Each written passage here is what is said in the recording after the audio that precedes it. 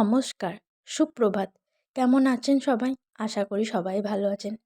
দেখুন কি সুন্দর অপূর্ব এই দৃশ্য। সকালবেলায় প্রাতঃভ্রমণে বেরিয়ে এই দৃশ্যটা ক্যাপচার না করে পারলাম না। কি মনে হচ্ছে দেখে যে আমাদের গোটা গ্রামটা যেন কুয়াশার চাদরে ঢেকে গেছে। একদমই তাই। চারিটা দিক কুয়াশায় মোড়া। দেখো ওই যে একদল লোক কাজে বেরোচ্ছে, তাদেরকে কিন্তু দেখা যাচ্ছে না। কি সুন্দর লাগছে না? এই যে আস্তে আস্তে বেলা বাড়লো আর সূর্য মহারাজের দেখা মিলল। হাট বসেছে শুক্রবারে বংশীগঞ্জ পদ্মপাড়ে।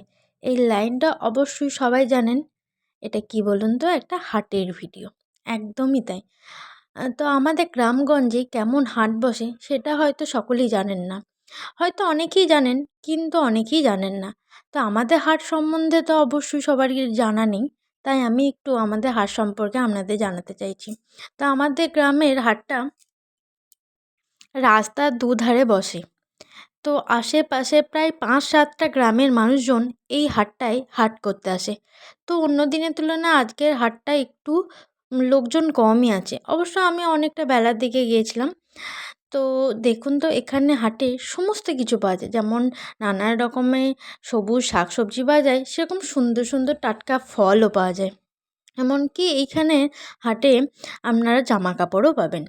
তো গ্রাম্য এলাকার যে হাট, সেটার যেন ঐতিহ্যটাই আলাদা, তাই না?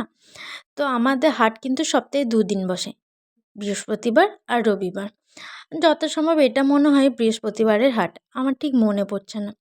তো আমি হাটে গিয়ে এই দৃশ্যটা দেখে খুব ভালো লাগলো। মনে হলো না, একটু আমাদের বন্ধুদের সঙ্গেও একটু শেয়ার করা যেতে পারে, একটু ছোট্ট ক্লিপ নিয়ে রেখে দিই। তো আপনাদের কেমন লাগলো এই হাটটা অতি অবশ্যই জানাবেন। তো ওই দেখুন, এরপরই দেখবেন যে এই যে সুন্দর সুন্দর যে স্টলগুলো বসেছেন দেখছেন, এগুলো হচ্ছে জামা কাপড়ের দোকান। কেমন লাগছে? তো দিন শেষ, একদম সোজা বিকালবেলায় এসে হাজির। কারণ সারাদিন অনেক কাজকর্ম করেছি, সেগুলো আর ভিডিও ক্লিপ নেওয়া হয়নি।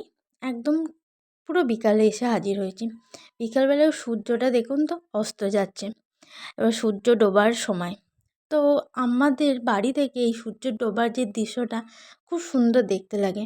একটা ছোট্ট ক্লিপ নিলাম, জানি না কতটা বোঝা যাচ্ছে, কিন্তু বেশ সুন্দর লাগছে। আমরা মানুষরাই হয়তো যাযাবর বলুন, কারণ আজকে এখানে তো কালকে ওখানে। ওই যে পাখিরা একদল যাচ্ছে দেখেছেন, তাদের কিন্তু নিজস্ব একটা ঠিকানা আছে, তারা কিন্তু ঠিক দিন শেষে তারা নিজের বাসায় ফিরবেই। আর ওই যে পুকুরটা দেখছেন, তার মধ্যে একদল হাঁস জলকেলি করছে।